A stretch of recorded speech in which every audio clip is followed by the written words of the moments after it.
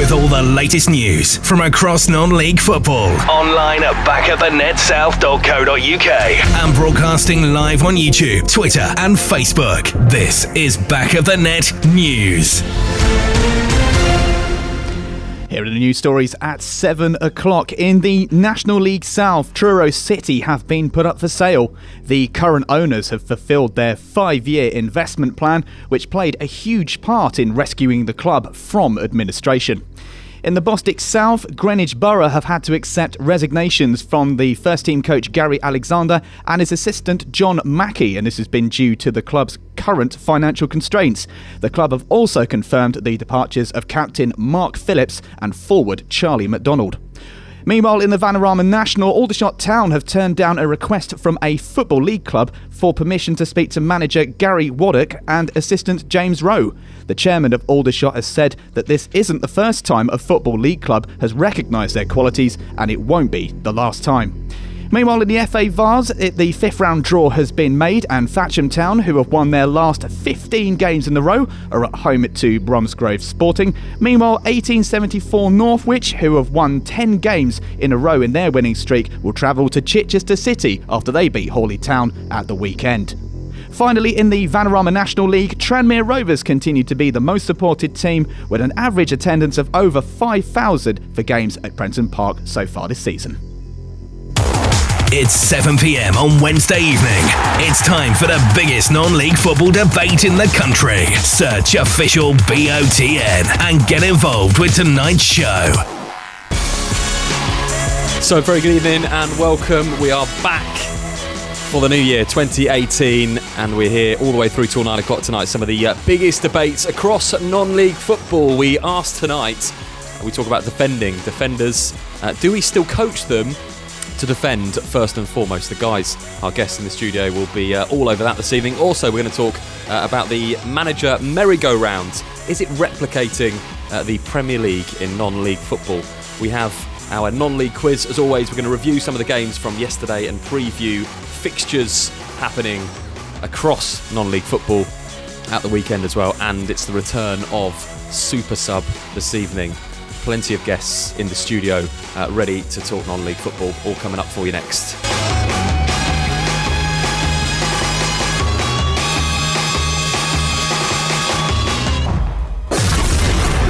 Have your say. Get in touch on social media. Just search official BOTN. So, very good evening and welcome to the show. We are back for 2018. Delighted to say that we have a variety of guests who are more than guests this year. We have a punditry lineup for 2018, all brand new. Marc White is joining us. Very good evening, Marc. Hi. Mick Sullivan in the studio as well, and we're delighted to welcome Jody Brown to our team as well for the season, representing the Bostik North.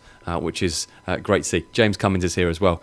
He just read the news. Very good evening to you, James.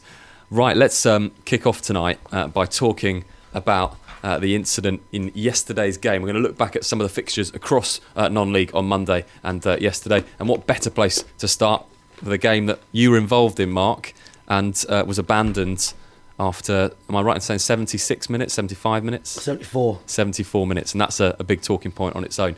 Talk us through what happened yesterday. Well, it was just a real horrific clash ahead, really, at high speed. Kind of the equivalent, really, of two cars travelling towards each other. Our boy won the ball, and then Gary Elphick. Gary was slightly off on his timing, and he won Matt's head, and Matt was really badly injured in the collision. I think Gary at worst was a little bit reckless when he sees it. You know, his missed timing was, he's mistimed it, and I don't think there's any intent from Gary at all. But Matt Briggs come off really bad. He's got several fractures in his face, and he's at a specialist fracture, head fracture hospital. So yeah, really disappointing. And Mick, you were there as well, watching the game. What was your take on the incident? Well, Mark's described it quite well, but my take on it, because I was on the other side of the pitch, right opposite Mark, and I just thought it was two honest guys going in for a ball that was just bouncing in front of them, and they both went into it, and I just felt that Gary just could see what was going to happen a fraction slightly before, and just got either his arm in front of him or whatever, and just slightly protected himself just a split second before, which I could understand, and basically obviously poor Matt come off worse, but I think it's just two genuine guys going to attempt. But when you slow it down, people will pick the bones out of it and make more of it, but like anything, we all see it in real time, and it's difficult to pick the bones out of it, but when you start slowing all these things down, they look a lot worse than maybe people think. There's a lot more thought gone into it, when I don't think there was. Before we talk a little bit about the referee's decision and how that process might work, let's hear from Ian Chapman. I caught up with Ian Chapman, the Burgess Hill town manager, earlier this morning. A really eventful game yesterday, of course, with the abandonment. It must have been frustrating for you, being 2-0 up, and how did you see the way the referee dealt with that? Yeah, it's majorly disappointing. Obviously, you know, we desperately get some results, and you know, we was 2-0 up and dominating. You know, but these things happen. It's someone's health's more important than a football match. You know what I mean? And obviously, the referee had a call to make. I don't know. There's not much more you can do. Obviously, the emergency services got there, but not an ambulance. So to start with, they didn't want to move the lad. Briggs for Dorking, which I understand. You know, after the game, the referee called it off. I think about 15 minutes later, he obviously got him up and moved him. You know, but at the time they couldn't do that, and it's obviously a time span that they've got to adhere to, and you know, the referee ended up calling it off. So, you know, it's the right thing to do. If they think there's something majorly wrong, it's the right thing to do. You know, as I say, it's a lot more important than a football match. What's your understanding of the referee's directive, if you like, about that time frame that you mentioned? Well, I just think with it, you know, you've got to look at you know, obviously the players that obviously stood around, and I don't really know the full rules and ins and outs of it. I suppose it's got to be at the referee's discretion what he thinks is right or wrong. And at the end of the day, you know, us as managers and the players, you know, we've got to adhere to that, what they say goes. You know, so that's how it is. I mean, it's not. You know, what we've got to remember is, you know, we are non-league football, they're not professionals, you know what I mean? The lads have got to go work and that side of things, and it's not, you know, because of that, obviously, you know, the referees are not as experienced as professional referees, so they've got to do what they can, you know, that scenario, and you know, I'm not blaming the referee in any way, or, you know, anyone really. It's just one of them things where it can happen. It's never happened to me before in a game. You know, I've managed at Burgess Hill 6 years, I've managed at Wild for 5 years. I've obviously at Brighton for a while as a coach, so I've never seen it before as a player, or, you know, as a game getting called off. But And that was the thoughts of Ian Chapman. Interesting, again, saying this thing, it's one of those unfortunate things. It was for them, they were 2-0 up, but the response from the referee in the time, obviously, that he was on the pitch is one of the issues that has come out of it. Yeah, man, but it's, you know, it's a joke. I've never seen anything like it. I've been doing it 19 years. 19 years, and the lad stood up, collapsed, unconscious. After 15 minutes, was on oxygen, semi-conscious, his eyes shut, and he still wanted to wait for the ambulance to arrive to make a decision on the game. With 300 fans there, 22 players on the pitch, management teams, etc. The lad's mum and dad thinking, is our son okay? It was a really, and obviously it was.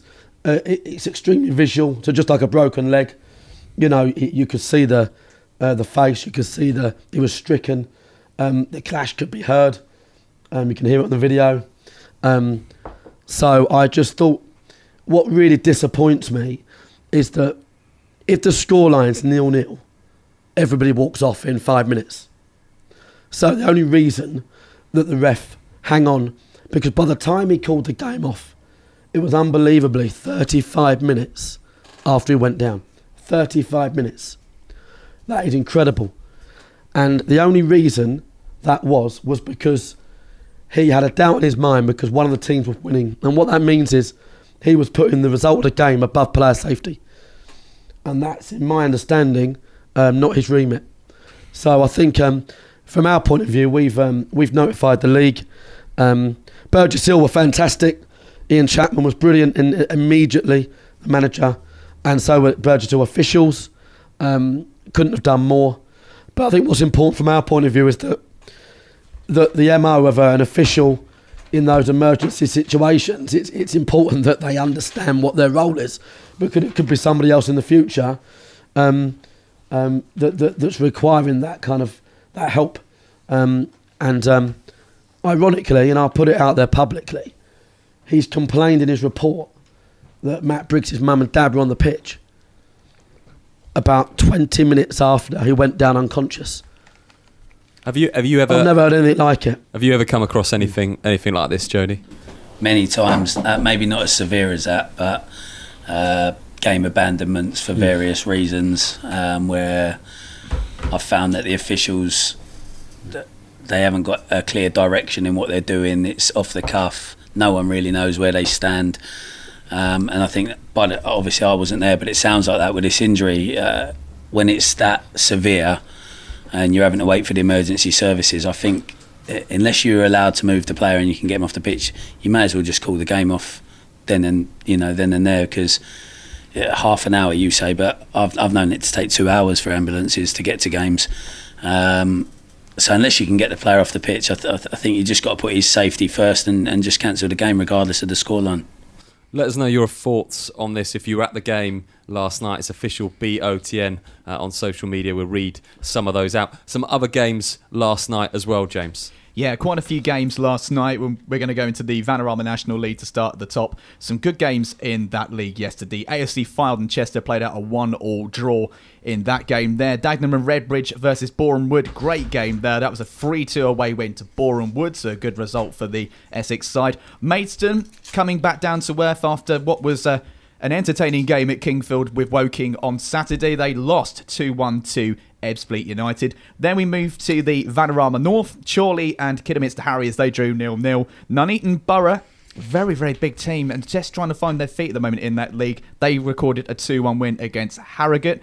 Then in the Vanarama South, and James Batch would be very pleased with his result last night, and that was that Havant and Waterlooville beat Oxford City by 3-2, and they are really in a good position to challenge to get back into the Vanarama National. Then we go to the Bostik League. Of course, there was a game on Monday night for Kingstonian. Big win for them. 4-1 win against Enfield Town. So a good win there for Kingstonian. Folkestone and Victor then played Thurrock. That was a 2-2 draw. Great game for Margate as well. That was a 3-1 win against Needham Market. Needham Market just need to find some form at the moment in the league. And Leiston managed to win 1-0 away at Wingate and Finchley. Matt Blake on the score goals for that. Then we go into the Bostik North. Bowes and Pitsea 3-2 win against Tilbury. Brentwood Town secured a 2-2 draw against ASC Sudbury.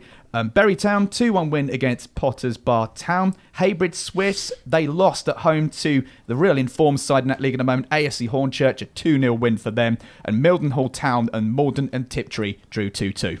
And you mentioned that, and obviously I'm going to come and ask you about the game. What I'm trying to do at the moment is I'm looking at the league table, and that was a big game against AFC Hornchurch, and I'm trying to look at the league table and work out where that leaves you and what the points are. And is that just an impossible job at the moment?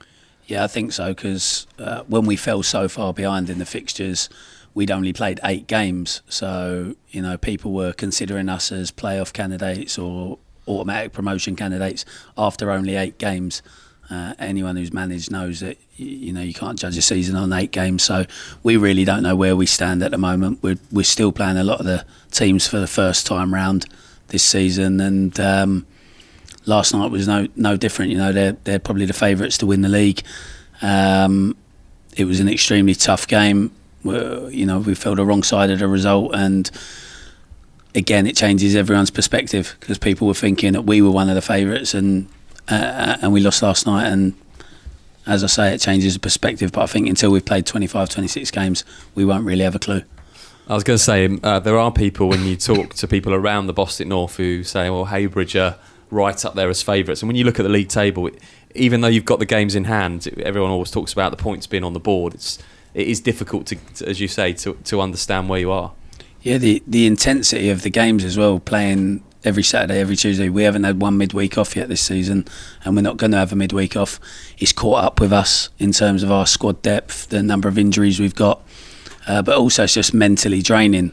All the cup games, and we've got another one this weekend against Maidstone.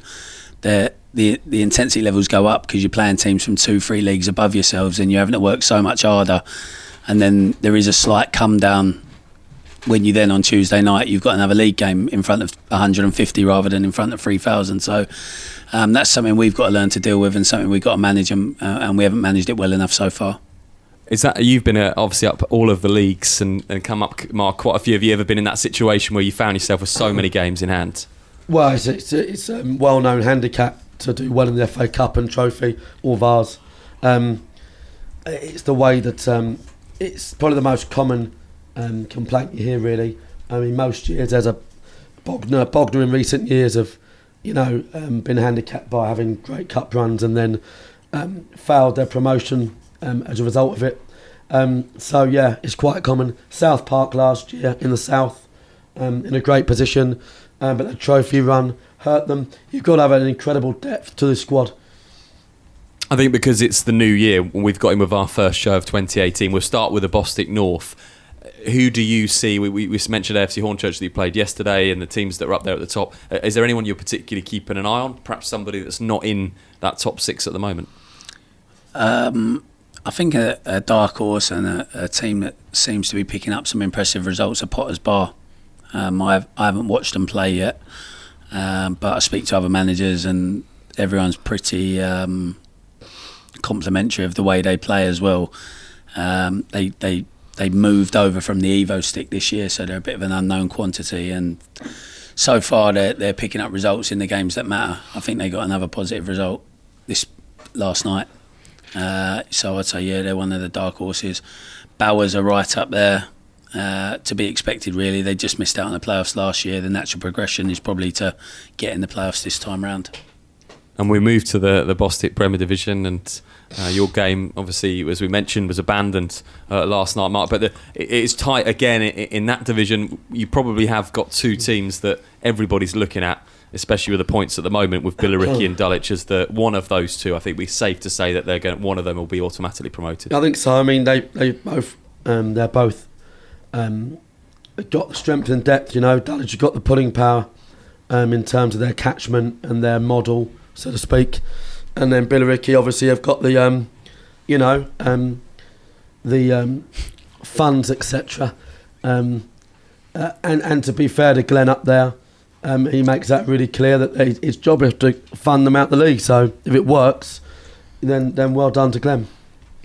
And below Billericay, I was just trying to work out the points difference there, and there is, I think it's 8 points between Billericay and then Folkestone, who are in third position. You've got Folkestone, the likes of Leiston, Hendon and Staines, who have all had good seasons. Met Police as well, and Margate, who got a really good draw at Billericay. So for those playoff positions, it's one of a number of teams, and that will hopefully, for ours, maintain that interest towards the end of the season. Yeah, the playoffs will go to the wire, I think, for sure. Definitely. I don't think it's a done deal with Billericay. I really don't. It's going to be interesting to see. I'm a big fan of Glenn, to be fair, and I like his style. He just refuses to lose. It's his way or the highway. It'll be interesting to see his reaction with a few defeats. His reaction after a draw on Saturday was, if you're not doing things my way, then players went out on loan, etc. And there will be, as his fixtures build up, cold nights away where they lose a few games, and their reaction will be important. I don't think it's a done deal yet. And for the Bostik South, we've just got a minute to wrap this up, Mick.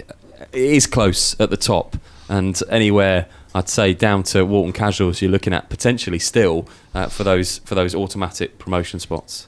I probably would agree with that, Ben, but I'm just looking at it now, and Hive and Phoenix Sports are probably going to say that they've got half a chance, but the surprise package for me was Walton Casuals. So Anthony's done it so well from their perspective, and the team that really surprises me why they're up there with the style of football they play is Cray Wanderers.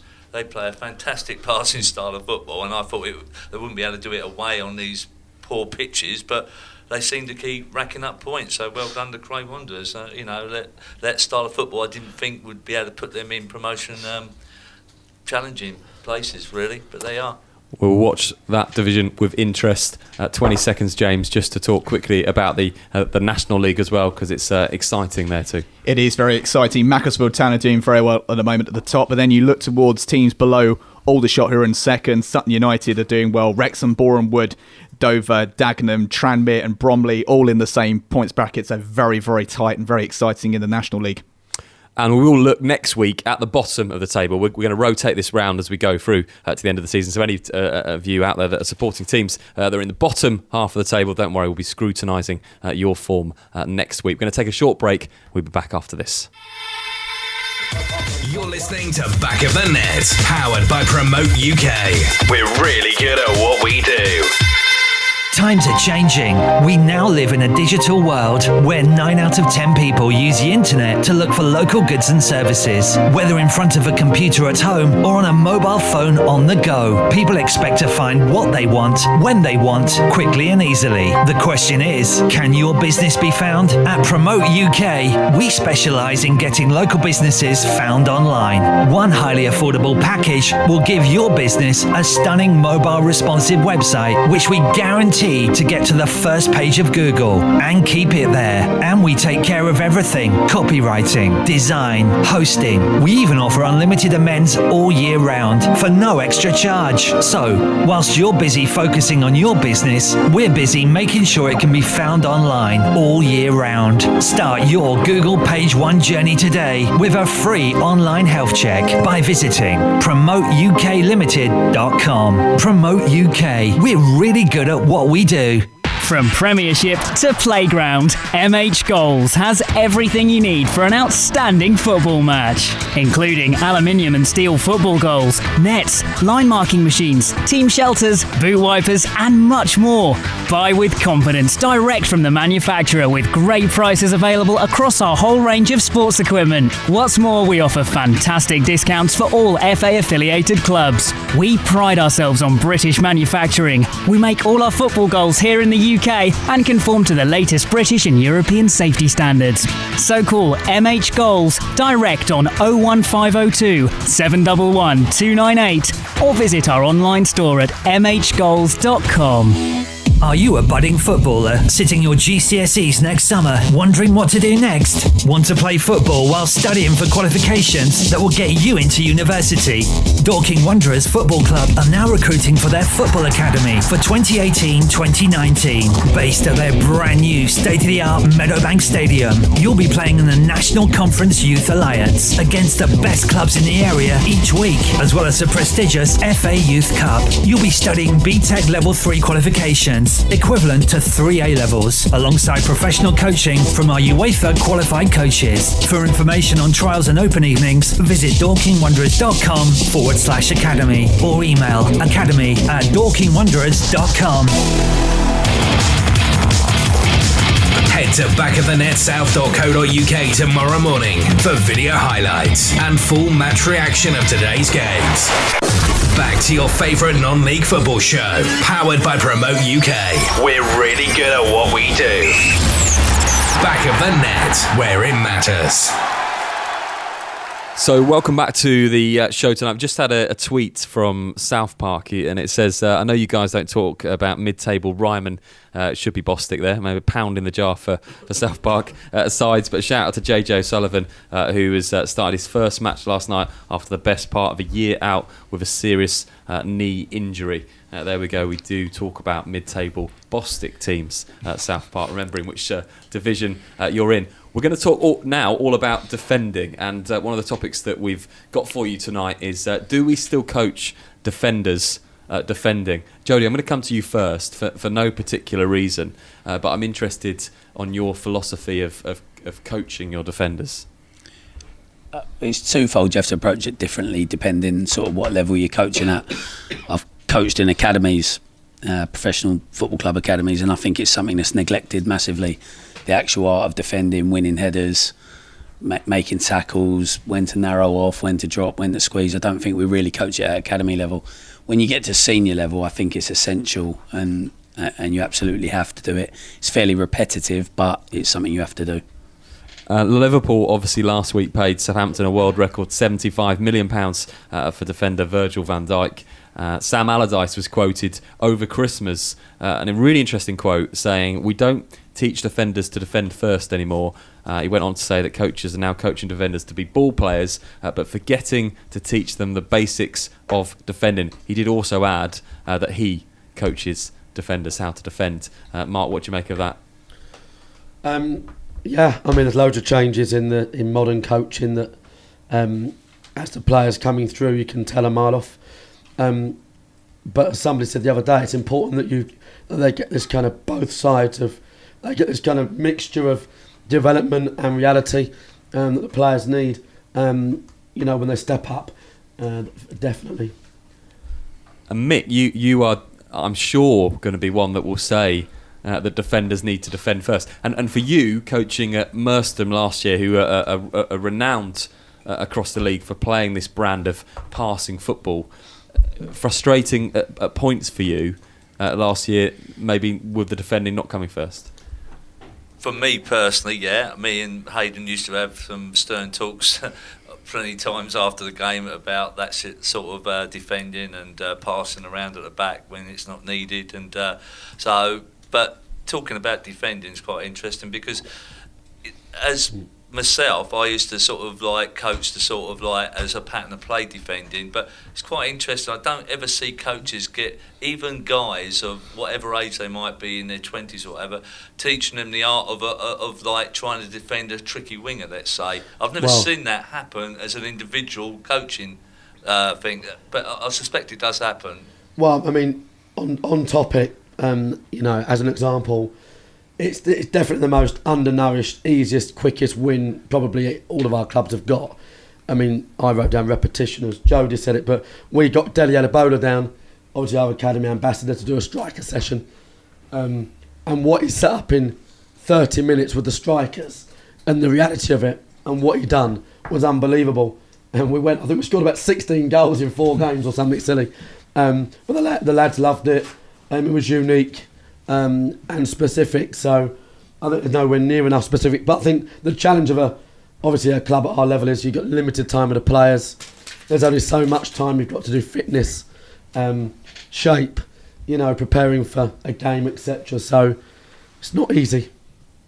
And it is, you said, Mark, it's an interesting topic because a lot have been made of the goalkeeping position and how important that is over the last few years for the distribution of the keeper to be able to play with their feet. We saw an example in the Premier League of Joe Hart being ousted by Pep Guardiola because he wasn't good enough with his feet. And that is part of the goalkeeping role now. I think we all recognise that, and you get it when you go on coaching courses that you need to use the goalkeeper. Is it now turning into defenders? We have to recognise that the principles of defending in the modern game have perhaps, as you said, Jody, changed. I think it's all relative to the level. I still think at Bostik level, defenders do generally defend. You've got a handful of managers who want to play out, but playing out from the back doesn't mean you're not defending. I still think your non-league defenders know how to head and volley and clear the ball, stick it in behind, those sort of basic concepts.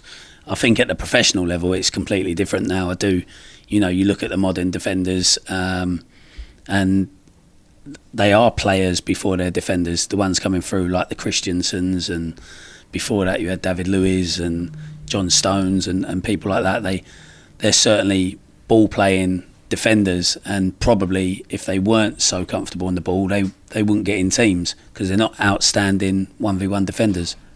Well, it's interesting that you mentioned that. I was going to ask you how it reflects in the non-league game.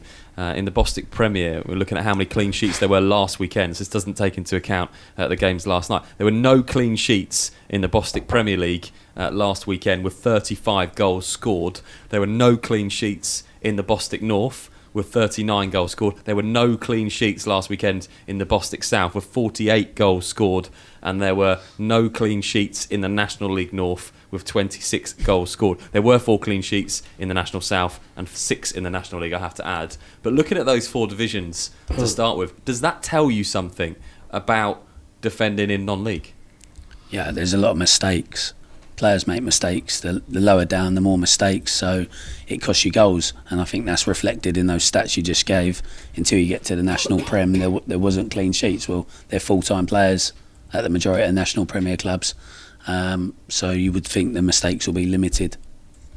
How easy is it to get somebody in, Mark, at a club if you've got a problem?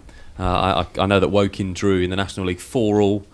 Many goals scored in the Bostik South. 48 goals scored on a match day in the Bostik South. That's a huge amount. There's some really big score lines, and I know that division sometimes is there's a sort of half of the league is a certain standard, and perhaps half there's a real split in that division. But how do you go about addressing that situation at this level? Because surely, as a coach, whatever club you're at, you don't want to be conceding 5 or 6 goals. No, I mean, it's obviously basics in terms of building from the back. And I think if you want to build a title-winning side, you're trying to find the best keeper in the league and somebody that scores 35 goals, and the best centre-backs. Really, they're your priorities.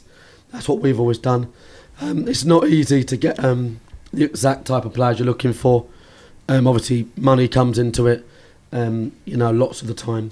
I think what I find in the Bostik League is that you'll get quite a few teams throw caution to the wind in how they play.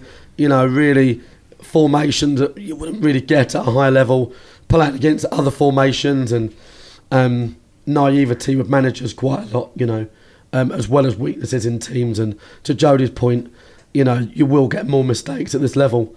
That's just how it is. Do you say, Mick, when you sit down to pick your team, and I put this out to everybody, is there a way that you perhaps say, well, I need a ball-playing defender, and I need someone who's good in the air.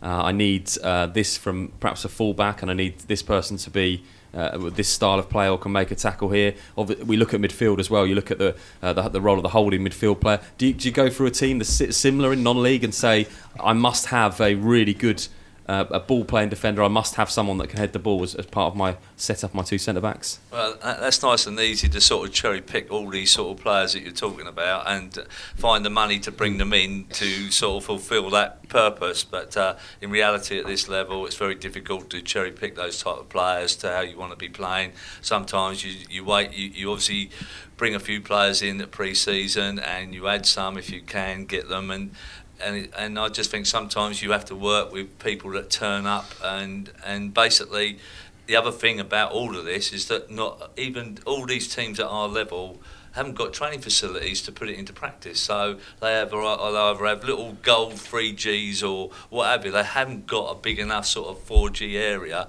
to practice on. I'm not saying all, but a lot don't. So that's a difficulty in itself to practice defending. That goes back to my point, perhaps, Jody. Mick mentioned there you haven't got the money and the budgets to bring players in. We talk about at this level as well, the improvement in the non-league game, especially with a lot of 3G pitches. We've seen the improvement massively, the attendances, the styles of football, and the way that non-league teams are perhaps competing when they go into the cup competitions, like yourselves. Yeah. Surely you'd expect to have a defender that is really good in the air, a defender that can make challenges, and perhaps a ball-playing defender at this day and age in 2018, even at this level. Yeah, well, personally, I try to. Our centre-back pairing is a sort of an out-and-out defender, strong, physical, very, very commanding in the air, and takes very, very little risks.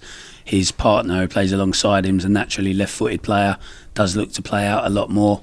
He's competent in the air, but probably not quite as strong as him, not quite as good a decision maker as the defender, but he does allow us to play out down that side of the pitch. So you do try and get balance, but I think the major thing, what I've found over the years, is its continuity. If your back four is changing constantly, you're never really going to get a run of clean sheets.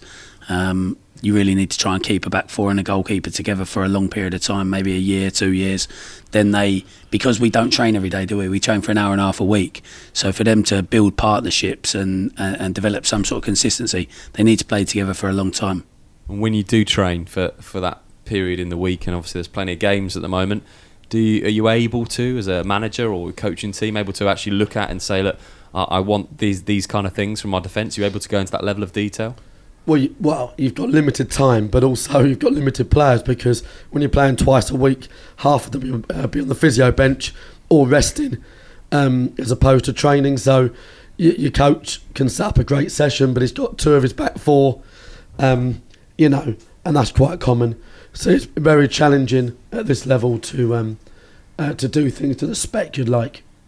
The highest scoring games across those 6 leagues at the weekend, just out of interest, were Woking, as I mentioned, they drew 4-4 with Maidstone United. Dulwich Hamlet beat Folkestone Invicta 4-3 in a thriller in the Bostik Premier Division. And Hastings United lost 5-2 at home to Greenwich Borough. Not that we're complaining. We do, of course, love plenty of goals, certainly for the Bostik League show as well. Okay, we're going to do the non-league football quiz right now and see who's got the best brain in the studio. And, of course, you can play along wherever you are. The non-league football quiz.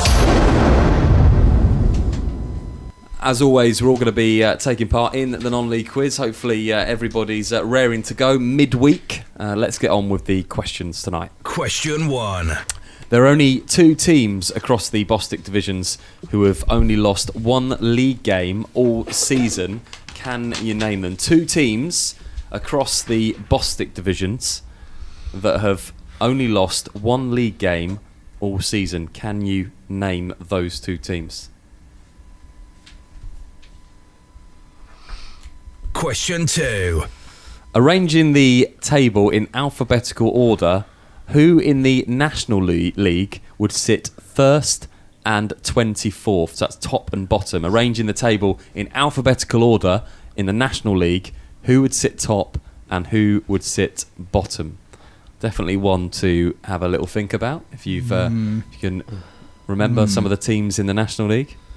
I'm not sure I would have got this one if the answer wasn't right in front of me. Top and bottom of the National League if they were in alphabetical order. Question 3. Imber Court is the home ground of which Bostik Premier Division club? Imber Court is the home ground of which Bostik Premier Division club? Question 4. Yesterday saw which Bostik side book their place in the Velocity Trophy semi-final? Which Bostik side booked their place yesterday in the Velocity Trophy semi-final? Hopefully you've been keeping an eye on your fixtures. We did review a few of them, but I don't think we did any review on the Velocity Trophy. Question 5. And the final question tonight is Junior Ogedi Ozokwai. Hopefully I've pronounced that right. It doesn't sound like it. Is the leading top scorer of the North Division. But who has he netted 26 goals for? So that's Junior, to his friends, the leading top goal scorer of the North Division. But who has he netted 26 goals for? Have we all got answers for all 5 of our questions in the non-league football quiz today? Yep. Let us know how you got on official BOTN and we'll come back with the answers after this. You're listening to Back of the Net, powered by Promote UK. We're really good at what we do. Times are changing. We now live in a digital world where 9 out of 10 people use the internet to look for local goods and services. Whether in front of a computer at home or on a mobile phone on the go, people expect to find what they want, when they want, quickly and easily. The question is, can your business be found? At Promote UK, we specialise in getting local businesses found online. One highly affordable package will give your business a stunning mobile responsive website, which we guarantee to get to the first page of Google and keep it there. And we take care of everything: copywriting, design, hosting. We even offer unlimited amends all year round for no extra charge. So, whilst you're busy focusing on your business, we're busy making sure it can be found online all year round. Start your Google Page 1 journey today with a free online health check by visiting promoteUKLimited.com. Promote UK. We're really good at what we do. Are you looking for a little bit more than a good meal at a pub? The Half Moon is a hidden gem located in the picturesque village of Charlwood on the Surrey-Sussex borders. Proud of old traditions, this old English pub offers tasty fresh food with locally sourced ingredients, comfortable dining and traditional bar area, as well as a lovely garden for your enjoyment. Evening with friends or lunch with family, whatever the occasion, you can expect our friendly and welcoming staff to help. Half Moon Charlwood. Check out our Facebook page for upcoming events and live music. Need to refuel? Whether you're heading home or away, get ahead of the game and refuel at Dorking Service Centre. Dorking's local retailer of quality BP fuel, Costa coffee and food to go. Find us at the traffic lights close to Dorking Halls or at dorkingservicecentre.com. From Premiership to Playground, MH Goals has everything you need for an outstanding football match, including aluminium and steel football goals, nets, line marking machines, team shelters, boot wipers and much more. Buy with confidence direct from the manufacturer with great prices available across our whole range of sports equipment. What's more, we offer fantastic discounts for all FA affiliated clubs. We pride ourselves on British manufacturing. We make all our football goals here in the UK and conform to the latest British and European safety standards. So call MH Goals direct on 01502 711 298 or visit our online store at mhgoals.com.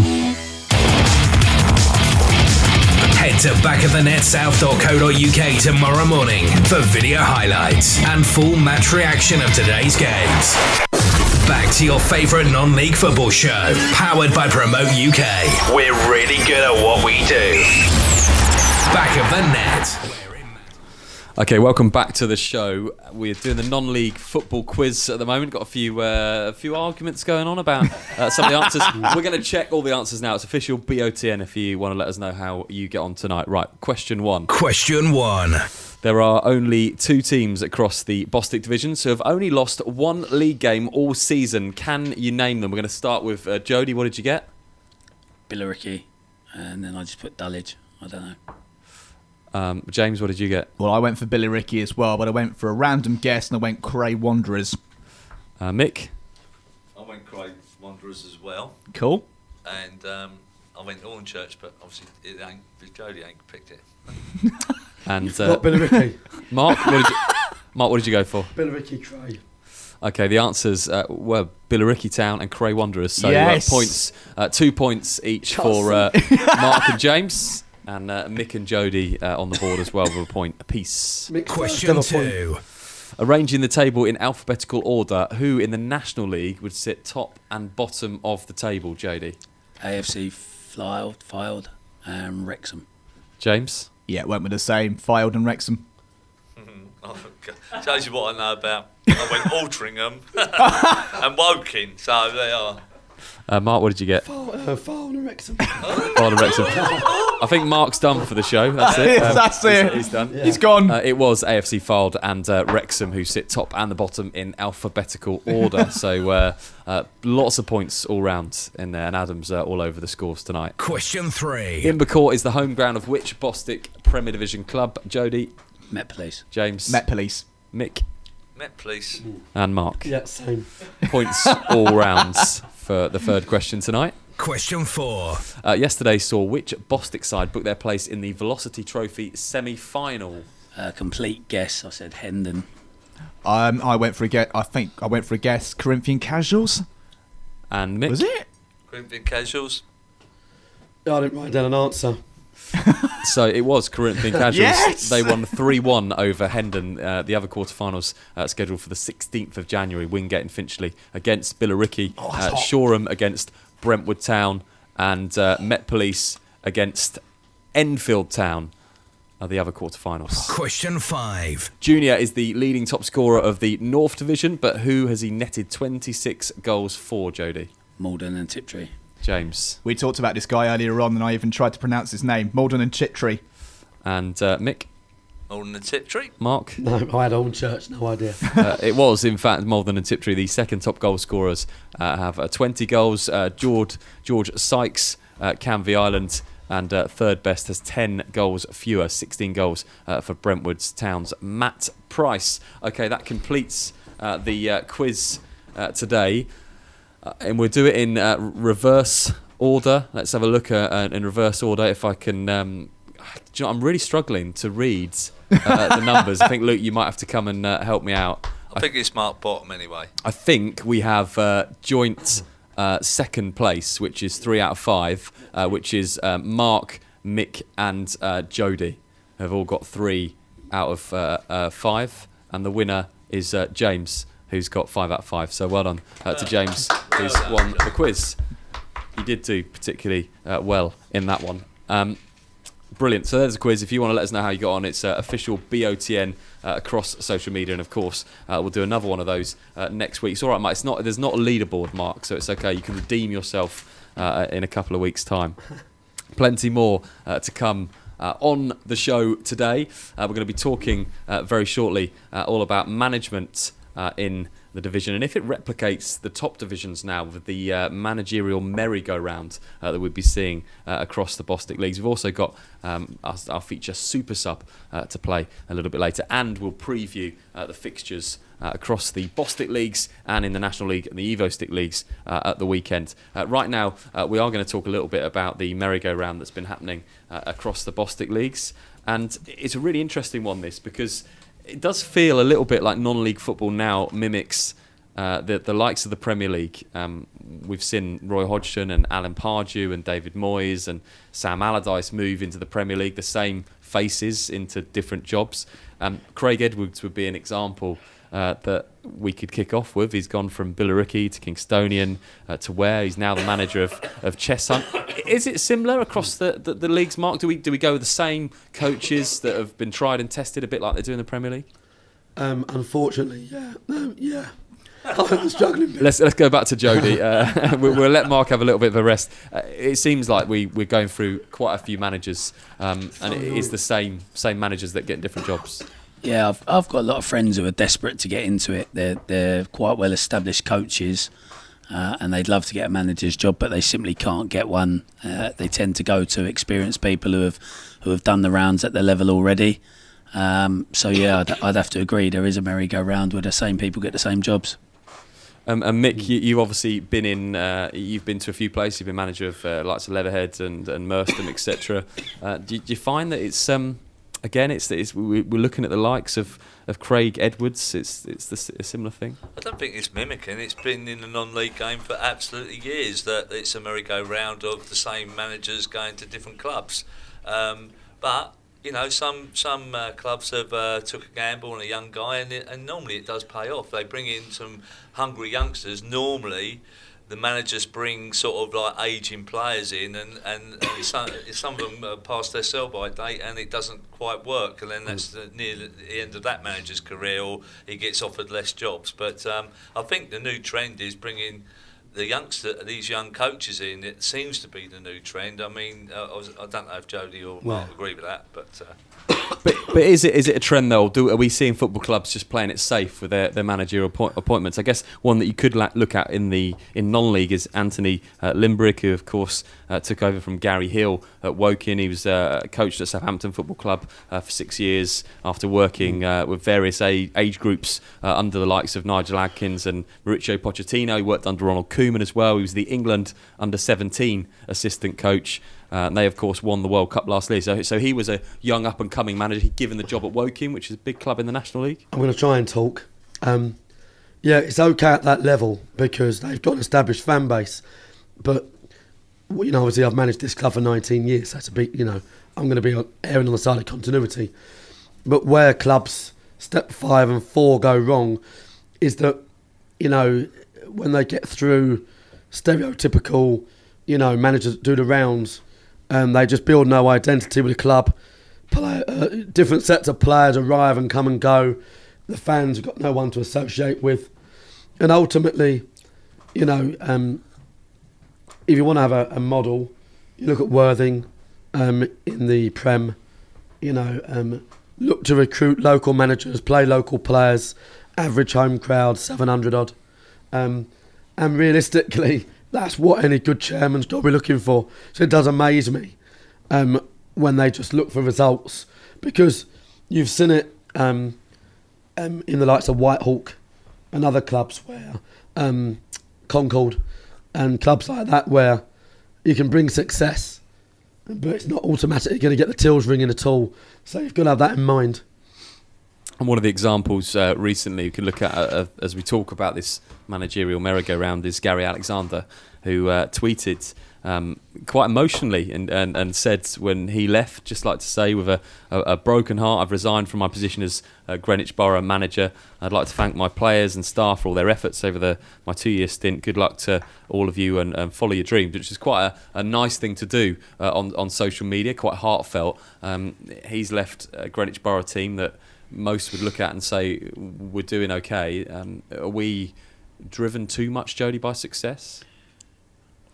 Obviously, I'm not in that division, so I can give a completely neutral view. Yeah, I would suggest that Greenwich Borough got magnificent resources, a great squad, and I suspect he left maybe because that was reduced. I think the true test of a manager, and I've been through it myself. I've managed 8 clubs now.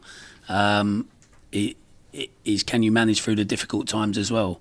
Greenwich Borough are in a really, really good commanding position in the league, and if he has gone, obviously I don't know the inside information, but if he has gone due to a budget cut, I don't really respect that, to be honest. I think you should stay in there. You're the manager of the club, and if you don't manage through the tough times, what chance have you got of players staying and showing loyalty to the club and working through those difficult tests? Now, he left Greenwich Borough with a 60% win ratio. He was told to release players that he signed on the grounds of cost. He left them being 4th in the table, at 5 points behind the league leaders and 3 points short of that automatic promotion place. He left with a full squad available for the first time in the season. You're in a unique position, Mark. We come to this quite a lot, of being a chairman of a football club and managing. Is that a right way? What would your reaction be if you were the chairman and had a manager that left? I think I totally understand what Jody's saying. Knowing Gary as I do, I think you have to apply the same logic to managers as players. And in Gary's case, he's a football man, and he's probably looking to develop a football management career. And if he's not got anything else going on outside of that, is his success within the role may be his primary factor. Something that has to be respected. I was surprised, like Jody said, knowing Gary. I'd have been amazed if Gary himself had walked in, been told there was a budget cut and gone. I think it may have been the case that they said, if you're going to go now, potentially, because he's a loyal guy and he's been very loyal to them. But I think it has to be respected if someone's in it to further their career, as opposed to being a typical part-time football manager. That's the only point I make. And I guess it goes to that thing. If you come into a football club, whatever level you manage at, you are promised a set of things, a set of parameters are set down, and if those parameters are perhaps changed, then you're within your rights to say, hang on a minute, this wasn't what you sold me, this wasn't what I was given.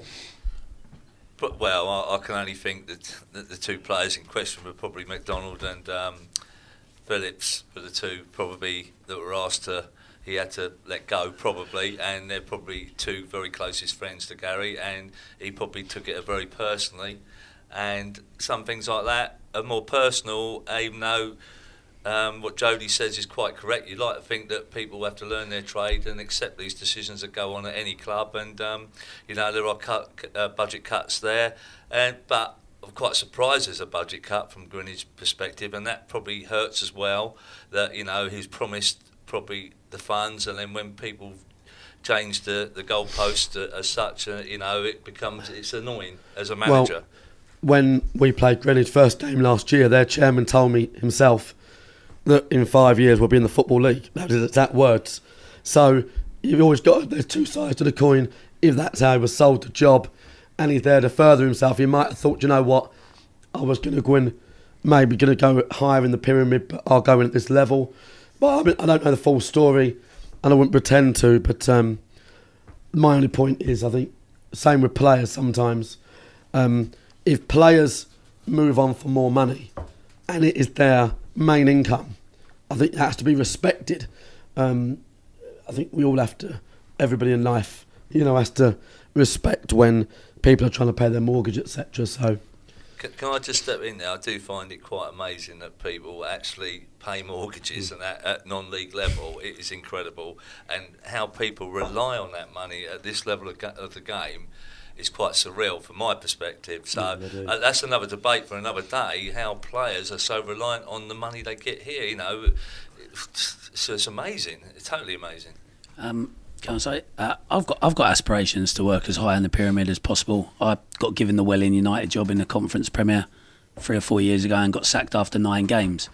So when you talk about managerial merry-go-round, they sort of cherry-picked me as a young up-and-coming coach, and they only gave me 9 games. So I can see both sides of it. But with regards to Gary, and this clearly isn't personal, I've never met Gary, I don't know anything about Greenwich Borough really, but if you have got aspirations to be a manager, surely you have to show the resilience and durability to work through tough periods. I came back to Heybridge, which was a club I was at a couple of years before I got the move to Welling, and I came back and was promised one set of circumstances, and literally within 3 weeks it was halved. Now the choice I had was quit, throw my toys out of the pram, and knowing in the outside world they'll say, oh, he got sacked by Welling after 9 games, 3 weeks into the Heybridge job, struggling, he's left that as well, failure. And I thought, well, I need to prove that I'm durable, I need to prove I can work through the tough times. We stayed up on the last day of the season. Lots of what he said earlier about continuity, local players, culture within the club, building the fan base, we did all that, which is another part of managing, other than just winning football matches. We did all that, and it's been reflected this year. You know, arguably we have had a very successful season so far. Sorry, Ben, can I just add to that the fact that there's a lot of ex-professionals coming into the non-league game now, and they probably have got a different mentality about how to work with these sort of local groups and players, that they know players at that level, and they will just bring them in to get the success because they're ambitious and they want to go up. James, when we look at this this managerial change that we're talking about, a little bit more surprising when it happens for somebody like Gary Alexander because of where they are in the league. We've had a few examples of managers leaving as you'd expect, and another one was in December that relegation threatened Gloucester City, put faith in Mark Richards by announcing him as their new manager. He was the number 2, but they were 18th in the division. When you look at things like that, you kind of expect it. With Gary Alexander, even though we've touched on this subject and we've looked at the reasons why that might be, it's still more difficult for perhaps supporters to understand. Yeah, absolutely. I think if you look at it from an outside perspective, especially given how Greenwich are doing so far in the season, it has come obviously as a shock. Obviously on the outset things look pretty decent at Greenwich Borough, but obviously there must be circumstances which are behind the scene. Like you said, there might be disagreements with the board or the chairman, or there might have been, like what Jody's just said, like what happened to him at Welling, there might have been reassurances for the up and coming season that the finances are there to produce results given on how much you've got, and obviously they've been taken away. And it always is a shock to see something like what we've seen with Gary Alexander, and if they're surprised, there's certainly for sure for that. And we'll come back to this subject after the news. And if you are a Greenwich Borough fan, do get in touch and let us know what you think. It's official BOTN on social media, or a fan from any club that wants to talk about perhaps their managerial situation. We'll be back after this. You're listening to Back of the Net, powered by Promote UK. We're really good at what we do. Times are changing. We now live in a digital world where 9 out of 10 people use the internet to look for local goods and services. Whether in front of a computer at home or on a mobile phone on the go, people expect to find what they want, when they want, quickly and easily. The question is, can your business be found? At Promote UK, we specialise in getting local businesses found online. One highly affordable package will give your business a stunning mobile responsive website, which we guarantee to get to the first page of Google and keep it there. And we take care of everything: copywriting, design, hosting. We even offer unlimited amends all year round for no extra charge. So, whilst you're busy focusing on your business, we're busy making sure it can be found online all year round. Start your Google Page 1 journey today with a free online health check by visiting PromoteUKLimited.com. Promote UK. We're really good at what we do. From Premiership to Playground, MH Goals has everything you need for an outstanding football match, including aluminium and steel football goals, nets, line marking machines, team shelters, boot wipers and much more. Buy with confidence direct from the manufacturer with great prices available across our whole range of sports equipment. What's more, we offer fantastic discounts for all FA affiliated clubs. We pride ourselves on British manufacturing. We make all our football goals here in the UK and conform to the latest British and European safety standards. So call MH Goals direct on 01502 711 298 or visit our online store at mhgoals.com. Are you a budding footballer sitting your GCSEs next summer, wondering what to do next? Want to play football while studying for qualifications that will get you into university? Dorking Wanderers Football Club are now recruiting for their football academy for 2018-2019. Based at their brand new state-of-the-art Meadowbank Stadium, you'll be playing in the National Conference Youth Alliance against the best clubs in the area each week, as well as the prestigious FA Youth Cup. You'll be studying BTEC Level 3 qualifications, equivalent to 3 A-levels, alongside professional coaching from our UEFA qualified coaches. For information on trials and open evenings, visit dorkingwanderers.com/academy or email academy@dorkingwanderers.com. Head to backofthenetsouth.co.uk tomorrow morning for video highlights and full match reaction of today's games. Back to your favourite non-league football show, powered by Promote UK. We're really good at what we do. Back of the net, where it matters. Plenty more to come on tonight's show. We're here till 9 o'clock, but now it's 1 minute past 8. Here are the news headlines. With all the latest news from across non-league football, online at backofthenetsouth.co.uk and broadcasting live on YouTube, Twitter and Facebook. This is Back of the Net News. The news stories at 8 o'clock. In the National League South, Truro City have been put up for sale. The current owners have fulfilled their 5-year investment plan, which played a huge part in rescuing the club from administration. Meanwhile, in the Bostik South, Greenwich Borough have accepted resignations from first-team coach Gary Alexander and his assistant John Mackey. And this has been due to the club's current financial constraints. The club have also confirmed the departures of captain Mark Phillips and forward Charlie McDonald. Meanwhile, in the Vanarama National, Aldershot Town have turned down a request from a Football League club for permission to speak to manager Gary Waddock and his assistant James Rowe. The chairman of Aldershot said this isn't the first time a Football League club has recognised their qualities, and it won't be the last. Meanwhile, in the FA Vars 5th round draw has been made. Thatcham Town, who have won their last 15 games in a row, are at home to Bromsgrove Sporting. Meanwhile, 1874 Northwich, who are on a 10-game winning streak themselves, will travel to Chichester City after they beat Hawley Town on the weekend. In the Vanarama National League, Tranmere Rovers continue to be the most supported team in the league, with an average attendance of over 5,000 for games at Prenton Park so far this season. There are 5 games in the non-league pyramid going on so far this evening, and they're currently all goalless. The biggest non-league football debate across the country, every Wednesday evening from 7 p.m. Get involved across social media by searching official BOTN. Yeah, we've got James keeping his eye on those 5 games across the country, across non-league football today. No action for you to report on, James, but I'm sure there will be some goals in the next 45 minutes. We're delighted to say that Mick Sullivan, Marc White and Jody Brown are part of our punditry team as well tonight. Plenty to talk about. We're going to return to the subject of managers moving on. We've had a tweet in as well from Mike Wazowski, and he just says that not just the managers, the players are also constantly being lost to higher budgets, and it's hard to establish a squad. I'm guessing that just comes with the territory of any football club, Jody. Players will always move up and across the leagues. Yeah, it's a tough situation for football clubs, really, because you can't, well, most clubs in non-league football can't afford to have their whole squad under contracts because of the financial risk if they got injured or sick or anything like that. So every time you have any level of success, or a player has any level of success, they get approaches. So it's completely different from the professional game, where you know you've got your squad for the entire season, or at least till January. in the non-league game, it keeps changing, and it's not always just money. Like we've lost 3 players this year to higher level clubs, and I'm sure they have got decent financial packages, but they've showed ambition to go and climb the pyramid and play higher.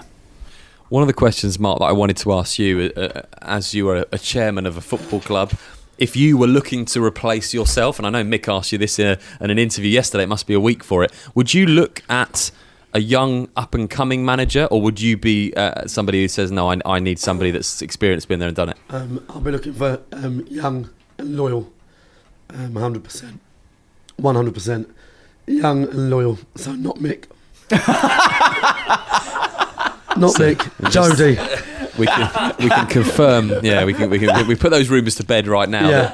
That, it's not going to be Mick Sullivan. James, I should ask you as well. Being a die-hard Woking fan, the appointment of Anthony Limbrick was obviously one that I remember speaking to you at the beginning of the season, pre-season. You were slightly dismayed by the appointment, and that probably says it all. Maybe the expectation of having an experienced manager actually falls from the fans. Yeah, absolutely. I was particularly dismayed that Woking had gone to the trouble of getting rid of Gary Hill and Steve Thompson from the outset. 2 very experienced men within non-league. Their contacts have been invaluable to the club over the years that they were part of the management team, and it was really sort of fear of going into the unknown. Of course, Anthony Limbrick was an unknown entity coming into this season. Going past the halfway point this season, there are some people which are still not really supporting Anthony being at the club at the moment, but being honest, he's come into a system which both Gary and Steve have been working with, and he's still trying to create a brand new team, and to be where they are at the moment in the table, they've done a pretty good job. But yeah, there is a certain element of fear coming in from somebody from the unknown, but it just goes to show, if you have somebody that's willing to work towards a strategy and a plan, it will come good in the end, and it's certainly working out at the moment for Woking. The thing we also talk about as well when we look at managers, Jody, is how long is too long and how long is not enough. I mean, if you look at the Premier League, we look at Frank de Boer at the beginning of the season with Crystal Palace, and you can look at Arsene Wenger on the other side of it, and Craig Edwards at Ware would be another example. Is there a time where it's too long or not long enough? Well, I think the examples you just gave, they definitely weren't long enough. From my understanding, De Boer was brought in to change the philosophy of the club, play a different brand of football, and he was sacked after 4 games. So, it's almost comical, to be honest. I think in non-league football, it's quite rare that a manager leaves by his own accord very, very, very quickly, and Craig obviously did that for whatever reasons. I do know the North Division, obviously, and I know Cheshunt are a club with great ambitions, far greater than Ware's. The league table might not suggest that at the moment, but I suspect Craig's gone into a scenario now where he feels that he can compete and probably push for promotion next season, given the resources and the expectations that the Cheshunt chairman's got. So that's why he's done it. I don't necessarily think it's right to leave a club in 3 weeks' time. It's not something I would do. I got a bit of stick, to be honest, when I left Grays Athletic for Welling. I left after about 35 games because Welling came in for me 2 leagues higher, and I got a bit of stick, and it's probably something I wouldn't do again, to be honest. I don't think you should leave after a short period of time. I think, as I've touched on already, management, the true test of it is whether you can build some form of legacy at a football club. I look at Danny Cowley, who's probably the best example of a non-league manager who's done well and broke the mould and got into the Football League. He was at Concord for 8 years, through the Essex Senior League, the Ryman Division 1, Ryman Prem, and into the Conference South, and he didn't always have great seasons, finished 14th, 15th, but he had some very good seasons. But what he did build was a brand at the football club, and definitely a legacy, and I think that's a blueprint for managers to follow. Don't jump ship when it's tough, and don't always move, just same as what you'd say to a player, don't move just because it's a perceived better football club. John Dreyer is another name. In December, the former Maidenhead United manager left Southport after just 62 days in charge. He went on to work under his former Preston North End clubmate Kevin Davis. I guess another one to look at here, and we can look at you, Mark, is this role of perhaps a manager and a chairman, whether that can work, and you're the best person to sort of look at that. And a player manager as well. We look at the likes of Gary Elphick when he was at Worthing, Peter Adeniyi, he's obviously at Carshalton Athletic. There's lots of variations here. Yeah, the player manager doesn't work for me. That's Mark's answer. Mick, player manager for you. You've mentioned this a few times when we've been doing commentary, how they get their point across, the likes of Sammy Moore as well. They do, but no one's really mentioned like old and new, old or young even, like, and I'm thinking about, Mark suggested about a young manager is probably he'll hang up his boots for that type of guy, but I suspect he will try to mentor him in his ways anyway. And I just think sometimes like a dual thing like that, because I'm not so sure the younger guys, Jody's probably going to have the ump with me by saying this, but the younger guys might not necessarily have those man management skills that the older blokes might have, because they're a lot closer to that age group and they tend to become a little bit more friendly and they can't distance themselves from them. So I always sometimes think like, a young and old duo could work. I'm going to just leave that one to ponder around. Yeah, no, I think he's right. I've been managing for a long time now. I guess I am still relatively young, but I found it quite difficult, the man management side of things, when I was like 26, 27, 28, 29. And to be honest, my social life was with the players still. I've just got to an age now, I'm 38 now, where I don't really socialise with the players. I do speak to them after the game, but I'm not going to the same nightclub as them and things like that, not after the same women or however you want to put it. Officially. And I feel my man management has improved. As well, it's your life skills, isn't it? I've been married, I've been divorced, I've had 2 children. I've had jobs, I've lost jobs. I've got more life skills to help to manage people. I didn't have that before, and I do believe that you have to have, as a manager, you have to have some difficult times. I really do believe that. I sort of was on the crest of a wave once and just thought I'd win, and then suddenly I didn't, and it's very, very hard to bounce back from. And I think that's the managers who are durable and who last a career, who build a career. They've had tough times and they come through them.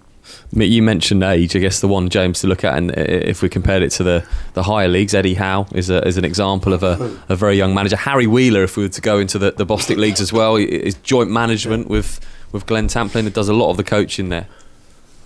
Actually, that's a similar thing that could work for you, Mark. That type of dual. Why are you trying to get out? I'm just suggesting that's the sort of thing that could work for you. That obviously Glenn's got a young guy in Harry. That's the type of person you're looking for future. I'm talking about, not now. I mean, Mick mentioned, we just had to put this out there. Mick yesterday on his Twitter feed interviewed Mark after the game and did ask him about when he was. I don't know how you phrased the question, Mick. Was it when you're planning to step down? I'm not sure if that was looking at the league. Yeah, he just lost your star striker for the whole season, and then he says, "When are you quitting?" I don't think, we just put it out there that I'm sure Mark hasn't got any plans to step down quite just yet. But I get your point, Mick. It's something that perhaps managers can look at and bring in people. Eddie Howe's a great example of that younger manager stepping straight in and actually doing really well. Yeah, absolutely. Eddie Howe came into the club at Bournemouth when they were in very, very dire circumstances. I think Eddie started managing the club when they were within games of going bust. Yeah, brought them all the way through. And brought them all the way through. And that's like going back to a good role model like the Cowley brothers, for example, gives a good template that you stick by your club when stuff is going wrong, and you can build upon the successes as well as working upon the failures that you have. I think player managers are a dying breed, big time. And that's something I'd never do. I'd never get involved in. When you talk about sticking with managers, and you look at perhaps some of the biggest clubs in non-league, and I say this because I think that Dulwich Hamlet have got a very, very important fan base, and they are a big club. Gavin Rose has been there. Mick, you would probably be able to tell me exactly the time frame, but it's certainly 7 or 8 years. Yeah. And they have lost in the playoffs for the last 3 years. Again, doing well this year, and that club have just stuck with their manager. Yeah, but everyone knows that they are pretty much Dulwich. That they run the academy behind the scenes there. They got such a great knowledge of youngsters that they brought through. They've sold so many players to the pro game as well through Dulwich, and that's why they've stuck with those 2 lads, and rightly so. And hopefully they will stick with them this year, because I do think that they will go up, whether it be first or second this year. And I guess we'll talk about a non-league team to compare it to, and I'll leave it to you guys to think of that. But one of the teams, if you look at the plight of Bournemouth, very similar to Swansea, where they were very close, both teams, to going into non-league.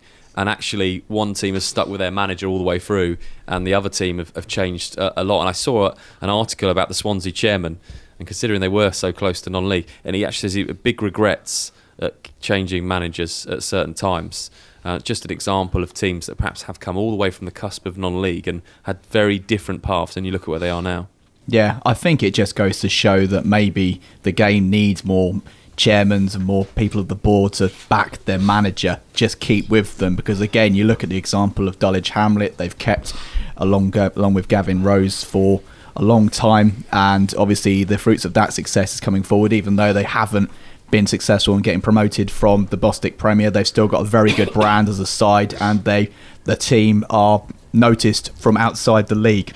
Final question on this. When does it change? We look at the Bostik leagues, and I think we'd all agree that managers are 9 times out of 10 kept with coaches, the likes of Gavin Rose, etc.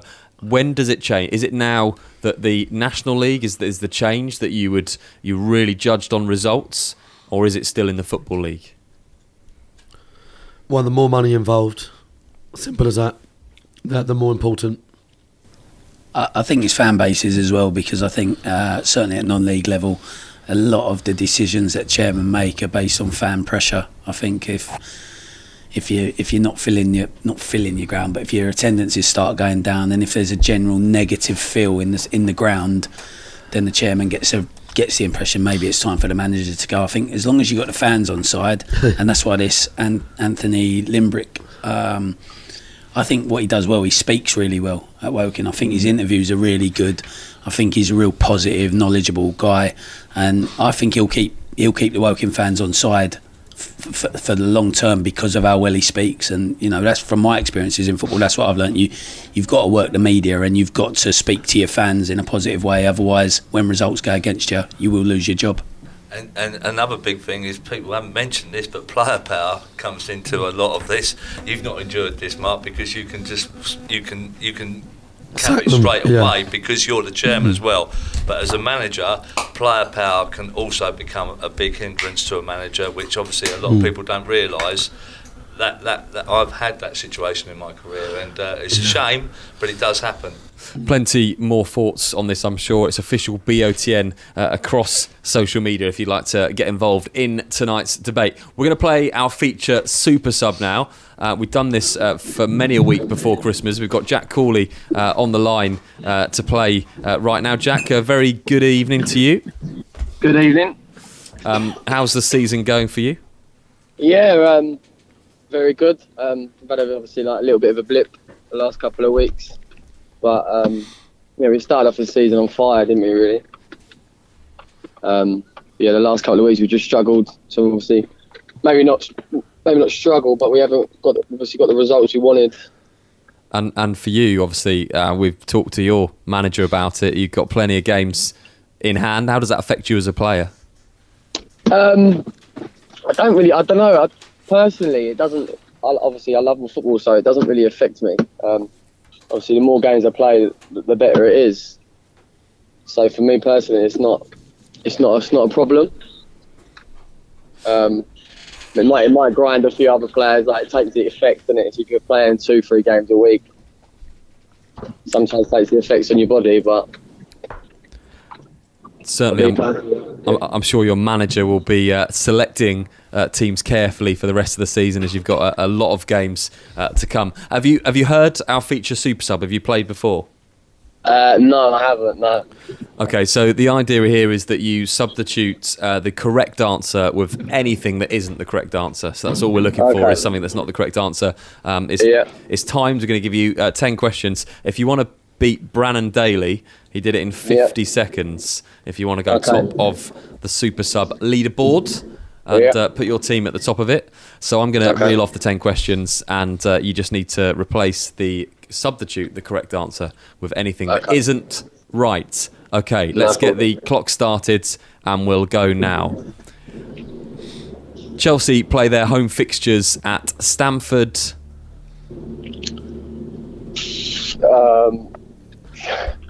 Stanford Station, I don't know. Who blows a whistle in a football match? But I didn't hear that one. Say that again. Who blows a whistle in a football match? The linesman. The V9 Academy is headed by which Premier League player? Messi. Need a Premier League player as an answer. A Premier League player. Lampard. What is it called when a player's foot meets and directs the ball in an angled direction before it has time to reach the ground? God, I didn't hear that. Say that one again. What is it called when a player's foot meets the ball and directs the ball in an angled direction before it has time to reach the ground? God knows. Name something a goalkeeper wears but an outfield player doesn't. Shin pads. Dulwich Hamlet manager Gavin shares his surname with which type of flower? Sunflower. How many corners are there on a football pitch? 3. Name an item which can be purchased in a club shop. Football boots. Finish the Bostik team name. Tunbridge. Swifts. Name a UK stadium which could host a Champions League final. Name what, sorry? A UK stadium that could host a Champions League final. Western Homes. Okay, stop the clock there. The last couple of answers were your best, I think, the last 3 answers. It's a lot tougher than it sounds. It is. As you can probably tell, I was absolutely useless at it. We will give you your time. You got better as the questions went along, but you did it in you're in 8th place. You did it in 1 minute and 54 seconds. Yeah. Okay, so I was really good then, yeah. You're not in. I mean, you're not technically in the bottom half of the table. If we're going to say that a table is on average based with 20 players, we haven't quite got that so far. But I'm sure you will remain off the bottom. 1 minute 54 seconds. It is a lot tougher than it sounds. But I thought you did quite well. Some of your answers, we're going to go through them. Chelsea play their home games at Stamford Station. That was all right. The Premier League player Lampard, we'll let you have that because he was technically in the Premier League. Shin pads wasn't a good one. We had sunflower as well there for Dulwich Hamlet's manager Gavin's name. Also finished the Bostik team name. Loved your answer on that one. Very obvious one to go for, but Swifts was fine. And the Western Homes Stadium. Whose stadium is that? It's Colchester. Oh, right, okay. Are you a Colchester fan? I'm not, no. Well, my dad used to play there, didn't he? But that's about it. Perfect. Excellent. Well, listen, Jack, thanks ever so much for coming on. Best of luck for the rest of the season as well. Cheers, mate. Thank you. Bye-bye. Jack Cawley, the Heybridge Swifts player, proving that it is a lot tougher than it looks. And I know, Mick, that you want to have a go at this at some point in the season. I will have a go at it if you don't mind. You give me maybe the last show that we do this year or whatever, it'd be good. But I can see Jody's well proud of his boy there. you definitely picked the most intelligent player at Heybridge to get on the show. We've got Scott Robson, the Hawley player, playing super sub next. Will he beat Jack Cawley? You'll find out after this. You're listening to Back of the Net, powered by Promote UK. We're really good at what we do. Times are changing. We now live in a digital world where 9 out of 10 people use the internet to look for local goods and services. Whether in front of a computer at home or on a mobile phone on the go, people expect to find what they want, when they want, quickly and easily. The question is, can your business be found? At Promote UK, we specialise in getting local businesses found online. One highly affordable package will give your business a stunning mobile responsive website, which we guarantee to get to the first page of Google and keep it there. And we take care of everything: copywriting, design, hosting. We even offer unlimited amends all year round for no extra charge. So, whilst you're busy focusing on your business, we're busy making sure it can be found online all year round. Start your Google Page One journey today with a free online health check by visiting promoteUKlimited.com. Promote UK. We're really good at what we do. From Premiership to Playground, MH Goals has everything you need for an outstanding football match, including aluminium and steel football goals, nets, line marking machines, team shelters, boot wipers, and much more. Buy with confidence direct from the manufacturer with great prices available across our whole range of sports equipment. What's more, we offer fantastic discounts for all FA affiliated clubs. We pride ourselves on British manufacturing. We make all our football goals here in the UK and conform to the latest British and European safety standards. So call MH Goals direct on 01502 711 298 or visit our online store at mhgoals.com. Are you a budding footballer sitting your GCSEs next summer, wondering what to do next? Want to play football while studying for qualifications that will get you into university? Dorking Wanderers Football Club are now recruiting for their football academy for 2018-2019. Based at their brand new state-of-the-art Meadowbank Stadium, you'll be playing in the National Conference Youth Alliance against the best clubs in the area each week, as well as the prestigious FA Youth Cup. You'll be studying BTEC Level 3 qualifications, equivalent to 3 A-levels, alongside professional coaching from our UEFA qualified coaches. For information on trials and open evenings, visit dorkingwanderers.com/academy or email academy@dorkingwanderers.com. Head to backoftheNetSouth.co.uk tomorrow morning for video highlights and full match reaction of today's games. Back to your favourite non-league football show, powered by Promote UK. We're really good at what we do. Back of the Net, where it matters. So welcome back to the show tonight. We had Jack Corley, the Haybridge player, just played super sub, found it particularly difficult. It is definitely not as easy as it seems. Next up to have a go tonight, we've got Scott Robson. We're delighted to welcome onto the show the Hawley Town player. Scott, very good evening to you. Hello there, how you doing? Yeah, I'm really good, thanks. It must be a very exciting season for you, having just played in the FA Vars against Chichester on Saturday. How did you find the game? It was a tricky game, obviously not the result that we wanted. I think we started off very slow, slowly got into the game and had a few chances before half-time. Probably maybe should have taken the lead just before half-time, but unfortunately second half they got what they needed and knocked us out. And after a long time at the club, change of manager, how are you finding that this season? It's gone okay really. Not much has changed as in player-wise. Most of the squad is still there. There's been a few ins and outs, but the majority of the boys are all still there, so it's going good. Expectations for the rest of the season? Finish as high as we can, really. It's probably Westfield have probably walked away with our league, to be fair, already. So it's just fighting to get as many points on the board as we can and finish as high as possible, really. Obviously, we're not sure how many teams are going up this year, so it's a bit up and down, so we'll just see. Have you listened to the Super Sub feature before?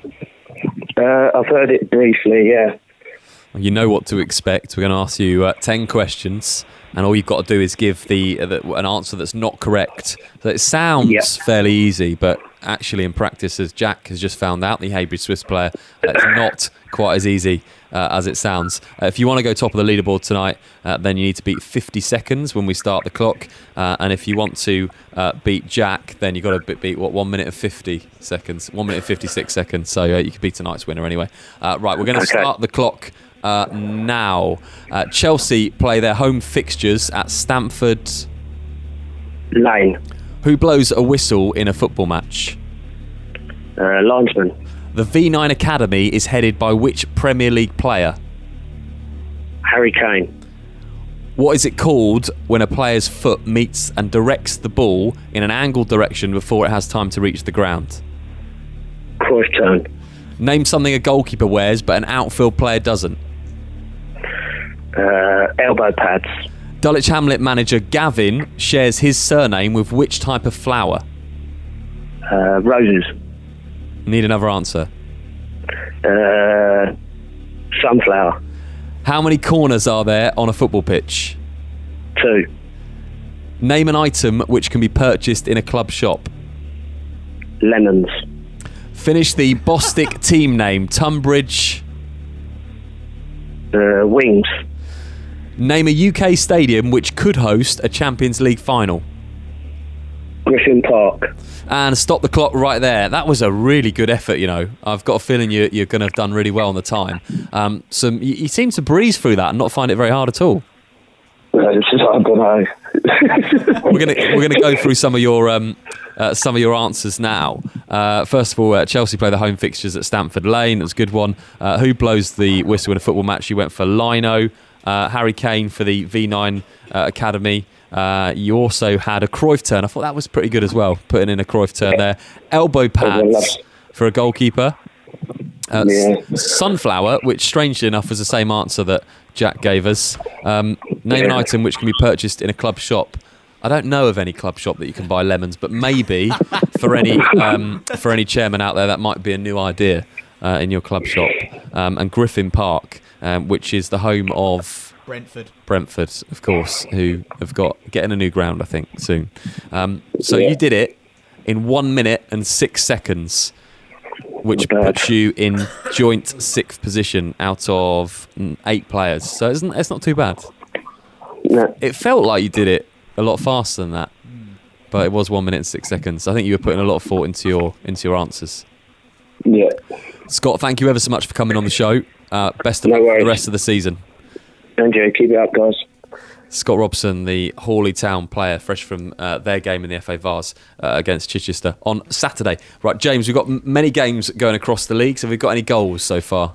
Many games, not that many goals. Only 2, and they come from one game, and that is in the Evo Sticks South East, and that is that Bedford Town are currently 2-0 up against Aylesbury United. So, apart from the other games, Darlington Salford in the Vanarama North, the big game, Leatherhead Merstham, Farnborough, Banbury United, and Cray Wanderers VCD Athletic, they're all goalless. Yeah, not many games around on a Wednesday night, which is the way we like it, obviously, doing the show. We are here every single Wednesday night now. We've got a huge lineup of pundits, which will be different every week. Delighted, as I say, if you've just joined us, that Mick Sullivan, Marc White and Jody Brown are featured with James on the show tonight. And we are starting a brand new thing in 2018 where you can download the best of tonight's show. Basically, we cut out all the bad bits and we leave you with a little bit to listen to on the podcast. That's available in the iTunes store. All you have to do is search Back of the Net from a Thursday evening to catch up, and hopefully you can subscribe and never miss a thing on the show. We're going to start to look towards the weekend, and Jody, I'm going to come to you first. We mentioned at the beginning of the show about the amount of fixtures that you have. How difficult is that preparing games? Do you have that in the back of your mind, or are you just trying to take the old cliche of one game at a time? It's extremely difficult. We've obviously got Maidstone on Saturday. Needs a great deal of preparation. They're about 80 places above us in the pyramid, so we can't just turn up like we might do to a league game. Not that we should do, but you know. But with the frequency of the fixtures, we haven't had a chance. So I've got 4 of Maidstone's games been sent to me on video. In the last couple of days. I'll probably watch them tonight when I get home, or watch 1 or 2 of them when I get home, watch some tomorrow, and then we'll prepare on the training ground best we can. It's not ideal because I suspect Maidstone have had far better preparation, but that's the situation we're in at this level of football. And when we spoke to Jack on the phone, he did touch a little bit on some of the players may find it quite tough, but he was okay with the amount of games, and I guess that's something you don't tend to think about with players, but actually having potentially 3 games a week, the effect that it has on their recoveries. Well, we've been picking up a lot of injuries. We haven't had one midweek free yet this season, and it's started to take its toll. We've had 4 or 5 players injured at the same time. The physio does think that it may be overuse injuries as well, or as a result of overuse. So yeah, it's not ideal, but it is what it is. Jack enjoys playing games because he doesn't enjoy training. That's why. Mark, we touched on this during our last show, ironically, but the amount of games that players play. It's talked about a lot at the higher levels with the winter breaks that many nations have, and how players really should only play one game, and we mentioned about the pressures that perhaps the money brings at the high levels. But at this level, surely you can expect players to play 2 or 3 games a week. I'm really struggling. We'll pass it to Mick. Yeah. We'll pass it to maybe you can write down your answer, and Mick can say it out. We'll get Mick to voice it for you. Personally, another debate for another day again is the fact that if you run a reserve side, that could help sort of fulfil these places that may be, and bring this club continuity thing into place, which we've been talking about. A lot of teams are sort of like dumping their reserves and that, and there's the new whiz thing is the under-23s, but there don't seem to be enough under-23 teams to make up a decent league at this level. So I think some thought has to go in on that front. I mean, we've been talking about club continuity. From my perspective, decent reserve section league somewhere has to be run, and basically that means that all these injuries with the turnover and that, and boys getting opportunities, which I don't necessarily do. Many a club don't get that opportunity within their own club to step up. Mark will say different, because I know he thinks about that more, but he's also a chairman. But that's one way of thinking. Jody, surely in this day and age, with the amount of people that play football in the men's game, we shouldn't have any problems with every team having a reserve squad and having competitive reserve leagues. Why do we have a problem? That's a difficult question. I'm a great believer in developing through your club, but we haven't managed to do it quite yet at Heybridge in the time I've been there. Some of the problems are, if a player's in your reserves and he does pretty well, there's first teams that sign him. There's other clubs that want to sign him to offer him immediate first team football, so you lose him out of your reserves. As Mick said, the standard of the reserves or under 23 league isn't good enough. I don't necessarily mean the standard, the calibre of player. I mean the number of fixtures, the frequency of the fixtures. How do you keep a 19-year-old boy happy playing once every 3 weeks? And you lose them to maybe a Step 5 club. Or, if you're a Conference South club, National League South club, you might lose them to a Bostik North club. Because how do you keep these boys happy when they're not playing regularly? They're not on £300 a week to train Tuesday and Thursday. They're probably on nothing, your reserve team players, or expenses at best. How do you keep them happy without regular football? And that is the challenge.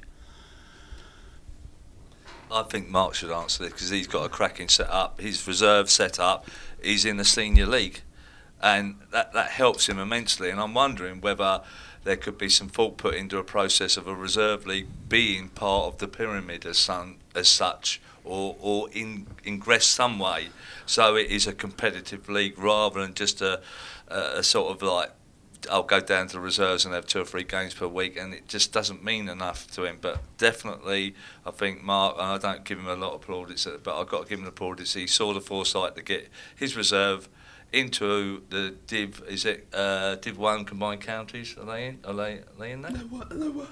There were. Yeah, we'll try not to ask. We'll try not to ask Mark questions. He is struggling.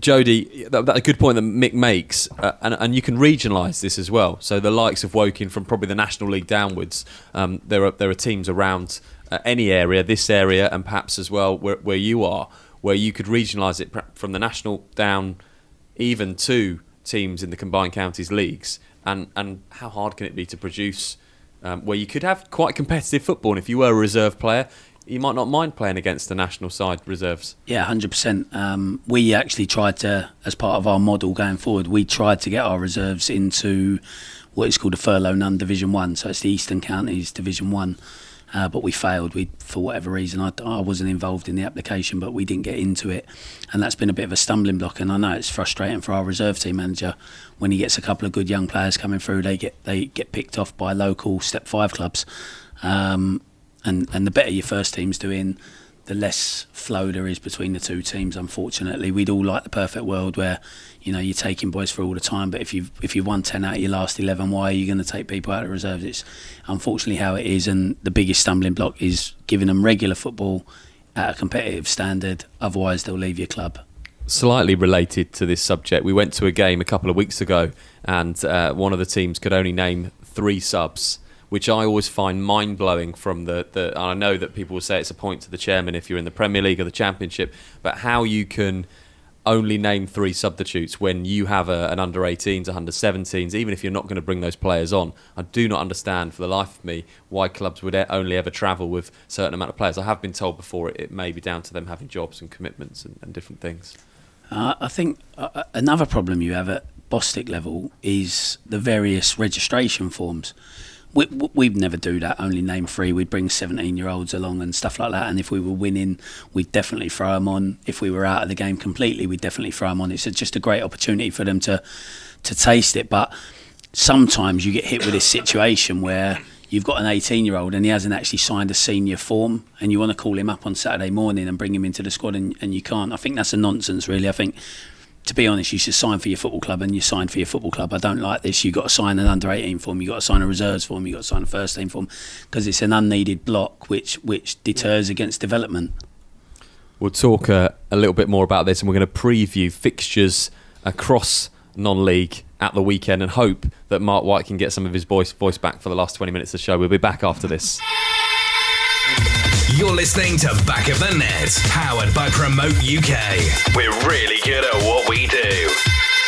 Times are changing. We now live in a digital world where 9 out of 10 people use the internet to look for local goods and services. Whether in front of a computer at home or on a mobile phone on the go, people expect to find what they want, when they want, quickly and easily. The question is, can your business be found? At Promote UK, we specialise in getting local businesses found online. One highly affordable package will give your business a stunning mobile responsive website, which we guarantee to get to the first page of Google and keep it there. And we take care of everything: copywriting, design, hosting. We even offer unlimited amends all year round for no extra charge. So, whilst you're busy focusing on your business, we're busy making sure it can be found online all year round. Start your Google Page 1 journey today with a free online health check by visiting promoteUKLimited.com. Promote UK. We're really good at what we do.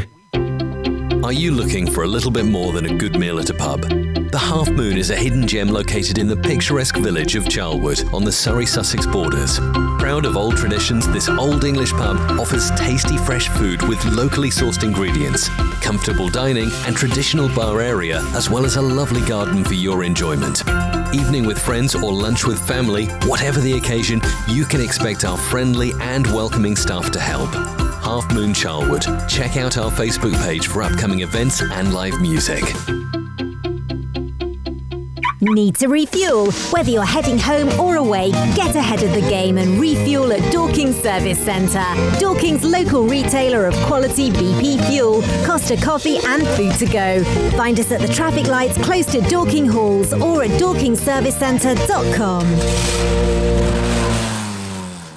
From Premiership to Playground, MH Goals has everything you need for an outstanding football match, including aluminium and steel football goals, nets, line marking machines, team shelters, boot wipers and much more.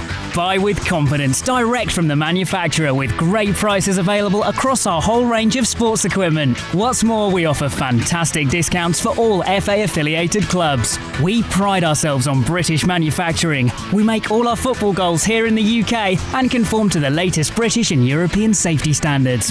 So call MH Goals direct on 01502 711 298 or visit our online store at mhgoals.com. Head to backofthenetsouth.co.uk tomorrow morning for video highlights and full match reaction of today's games. Back to your favourite non-league football show, powered by Promote UK. We're really good at what we do. Back of the Net, where it matters. Last part of the show tonight. Before we look at the fixtures across non-league at the weekend, let's go to James, who's got the latest on the 5 games that are going on across the non-league tonight. Well, to be perfectly fair, it's still 0-0 across the board, apart from the one game, which is Aylesbury United versus Bedford Town, which is 2-0 to Bedford Town. The away side getting their goals pretty much within 6 minutes of each other. David Manu getting the away side on the score sheet in the 16th minute, and then David Molly doubling Bedford's advantage against Aylesbury United. So it's finished 2-0 the first half in that game, and the other games are still goalless. Not many goals in and around non-league tonight. Will there be goals on Saturday? We start our preview with Margate against Dulwich Hamlet. Top of the table, Dulwich Hamlet have a significant points lead over every team in the Bostik Premier League, with the exception, of course, of second place Billericay. Hamlet have acquired 62 points in their 27 league games with 60 goals and just 3 losses so far this season. They're unbeaten in 6 games, and the side have enjoyed 4 consecutive wins with 8 goals in their last 2 matches. Margate will be cautious when it comes to set pieces. Dulwich scoring 2 goals against Folkestone on Saturday that originated from set pieces. Although Margate's form has been mixed, with 1 win, 1 draw and 3 losses in their last 5. January has been a promising month for the Seasiders. They're currently 8th in the table on 41 points. On Saturday, the side were painfully close to beating high-flying Billericay Town. A deflected shot from outside of the box gave Margate the lead on the stroke of half-time, but a header late on from Cunnington anchored Margate to a draw. The Gate will also have confidence from their 3-1 win over Needham Market last night. Big game in the Bostik Premier Division. How do we see this one going, Mick? Well, Margate are on a little bit of a run now, and I think Steve will admit they probably didn't start off the way they wanted to fly, and but they've slowly gained form. I think this will be a difficult one for Dulwich. I personally think Margate might nick it, or at least a draw. It's going to be tight like they all are up there, but I think Margate have just coming up on the rails quite nicely. I think Steve likes the fact that they're not being talked about, and as a manager myself, I'd probably like us not to be up there and be talked about too much, and people focus on your players a little bit more. And he's just been kept, you know, not purposely, but I think he ain't too disappointed about it. And Mark, Dulwich are going up against the Margate team, who do have a lot of experience. So I'm just seeing whether you're back in the game. I'm not sure. I'll say 3-0. 3. Mark's going for a 3-0 prediction to Dulwich. So quite bold, Jody. Obviously, you're in the North Division, but looking at Margate, they've got experience, which is going to help them out. Yeah, I think it'll be a tight game, like Mick said. I'd probably go for like 1-1. And James, we look at these two teams. At the beginning of the season, we would have expected both of these sides to be right up there challenging. Billericay have obviously got the finances. Yeah, absolutely. Billericay should be fighting at the top, and they've got a great chance of potentially getting automatically promoted. You look at the games in hand that they have over Dulwich Hamlet at the moment. There's 5-6 games where Dulwich are needing to sort of look over their shoulder, really. Dulwich really need to keep on winning to keep the pressure on Billericay, and that's what Billericay will take an advantage to. And Billericay, of course, and Dulwich do play each other, and that fixture, I believe, is still to be rearranged. In the Bostik North, Norwich United take on Cheshunt. A bottom-of-the-table clash sees Norwich host Cheshunt on Saturday. Norwich having a 6-point lead over the latter. The Planters are unbeaten in 5 games, winning 2 and drawing their most recent 3 matches. This includes a 4-3 victory over 5th place Canvey Island, leading 4-1 until the 90th minute. Currently 22nd in the table on 22 points. A win will drag Norwich closer to safety. Cheshunt are at the foot of the table with 16 points, having played 26 games. A poor run of form have shaken their confidence a little, losing their last 7 games and struggling to find the back of the net. However, the appointment of Craig Edwards, as we mentioned earlier, as manager, could drastically turn things around for them. Edwards saved Kingstonian from relegation at the end of last season and was also at Billericay for 7 seasons, winning the Bostik Premier and the Essex Cup in his time. His experience doesn't end there. He's been at Redbridge, Grays Athletic, Barking and Barkingside, Chelmsford City, Dulwich Hamlet and Ware. So a lot of experience, Jody, in the management team now of Cheshunt, but he's got a big job to do there. It's a strange one, Cheshunt. They've massively underperformed. They have expectations there. I think they were most people's one of the picks for the top 6, top 7 before the season started. He's got Jason Hallett there, who's the most prolific goal scorer in the Bostik North over the last 5 years by quite some way. So you'd be happy as a manager to inherit him. And they've got quite an experienced team as well. So I don't quite know what's gone wrong there. But like you say, Craig's extremely experienced, and I'm sure he'll get the best out of them. And I think they'll probably get that new manager little jump that you get for 2 or 3 weeks with Craig going in there. No doubt he's signed players because their game got cancelled last Saturday, so he's had 2 weeks to recruit players. I think they'll be a much stronger proposition. I'm disappointed because they've struggled all year and we haven't played them yet. So now they're going to be a much stronger proposition. Norwich, on the other hand, another one strange, really. It shows how strong the division is this year, because Norwich were only a few points outside the playoffs last year. They've largely kept their squad together, added one or two, and I think everyone's surprised that they've struggled. So I think they're two teams that I expect to climb. I don't think either of them will finish bottom of the table, and the result of the weekend, it's hard to call, but I'd probably go for Cheshunt, because I think of the Craig Edwards effect for his first game. In the Bostik South, the game that we've picked out amongst all the rest is Sittingbourne against Hastings. In 12th position, Sittingbourne are just 12 points behind 9th place Hastings. The side ended a poor run of form, losing 7 on the trot with a 4-0 win against Guernsey last night. Kane Rowland netted a brace, Alaphobie Coker scoring the opening, and Miles Cornwell also appeared on the score sheet. Hastings are in better form with 3 wins and 2 losses in their last 5. Moreover, those 2 losses were against league leaders at Lewis and 4th place at Greenwich Borough. Manager Chris Agutta has boosted Hastings' attack with a loan signing of Kingstonian forward Daniel Akajayi last week.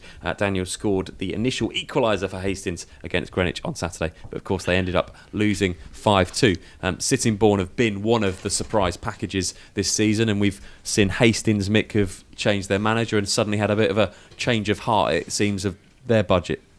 Yeah, well, obviously I know Nick Davis quite well. He's a very underrated young manager and doing fantastic well for Sittingbourne. And, you know, nothing but applaudits for that guy and his teams. They were very workmanlike, very disciplined.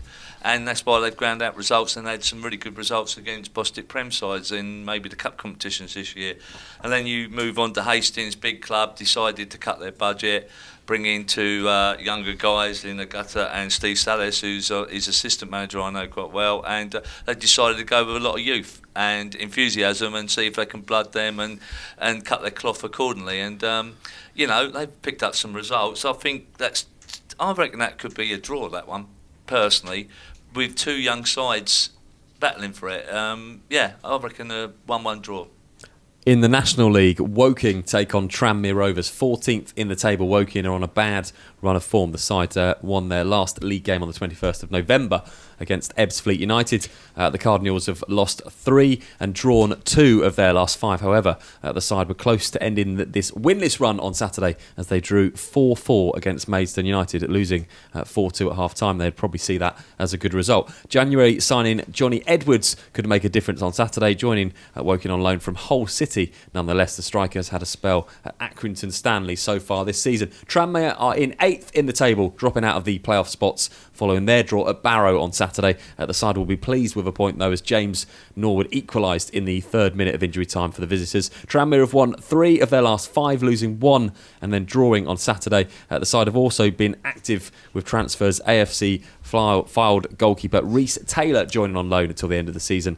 This is a response to an injury the first team keeper, of course, Scott Davies, sustained on New Year's Day. Who better to look at this game than a Woking expert and certainly a National League expert in James Cummins? It's going to be a tough game for Woking. Tranmere always up towards the top of the table and always one of the favourites as well. But Woking, it's a bit hit and miss.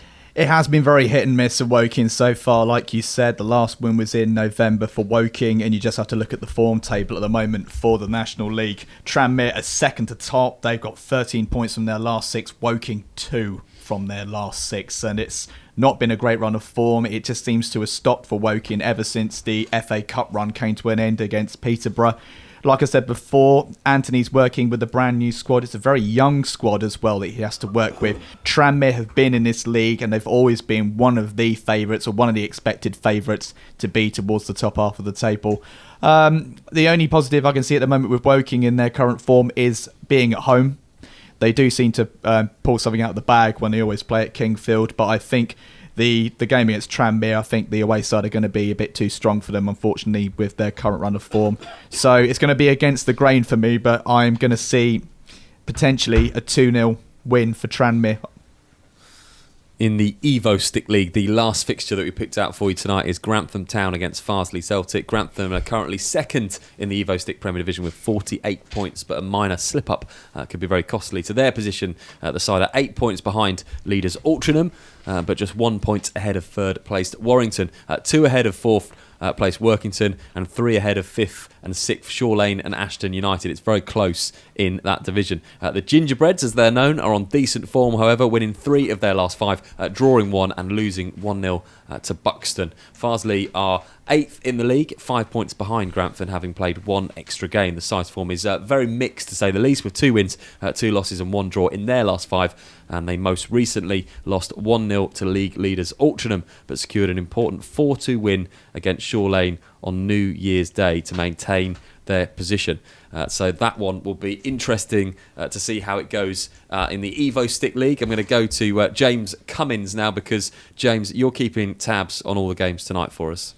We have another goal in another game, but it's not Merstham Leatherhead. It's come at Cray Wanderers, and Cray Wanderers have taken the lead against VCD Athletic, and it's come through the form of Carl Dent, who scored just after half-time. So Cray Wanderers have the advantage there in their game at home against VCD Athletic. Darlington Salford City, Leatherhead Merstham and Farnborough Banbury United are all still goalless, and Aylesbury United are still losing 2-0 against Bedford Town. So still not many goals in and around the football this evening. We'll try and bring you the latest just before we go off air. We talked about plenty of things tonight, and Mark's been struggling a little bit with his voice. I'm loath to come to you, Mark, so don't want to put any more pressure on your voice. But Mick, we picked out a few games there, but it's this stage of the season now where it really matters for most clubs how the results go. You almost do get the first half of the season as the pressure perhaps is off a little bit, because you've got so many games left. But when you start going into January, the message perhaps from the managers is that these games are disappearing fast, whether you're at the bottom or the top. More so this season with all the extra promotion places, particularly within the Bostic League. You know, there's plenty of teams languishing mid-table in all 3 divisions that still think they can make it. You know, so it's fantastic for this league this year that all these extra promotion places have happened. It keeps all the divisions a bit lively, and the belief is in there, rather than it being a dead league in the second half. Settles all these divisions settle themselves out a little bit, and people know what to do to maybe push them on the next level. There's normally a few extra signings come around this time just to push those that are up there or around there, push them on. So this is the cutting edge of the season, this sort of running. So it's going to be very interesting. But also, what is also very majorly interesting is the pitches become like quagmires, and then all these different styles of play. You know, you can't always do them unless you're sort of blessed with the AstroTurfs or 4G, whatever you want to call them. And just time left on the show to talk about our featured Bostic League show game at the weekend, which is between Enfield Town and Merstham. It's been a little bit mixed for both teams this season, but nevertheless, we've seen Enfield, we've seen Merstham, and we know about Merstham's ability to play the ball and play football. Very experienced man at the helm at Enfield Town as well, so it's going to be intriguing to see that tactical battle.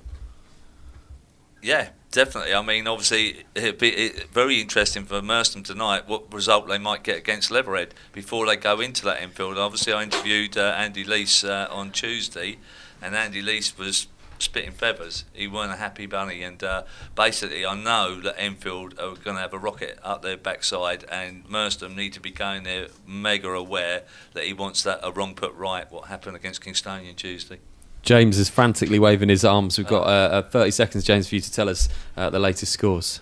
Well, there's no goal in the Leatherhead Merstham game. It's an equaliser for VCD Athletic in their game against Cray Wanderers. So it's 1-1 there in that game in the Bostic South. It's still goalless in the other 3, and Bedford Town are still winning 2-0.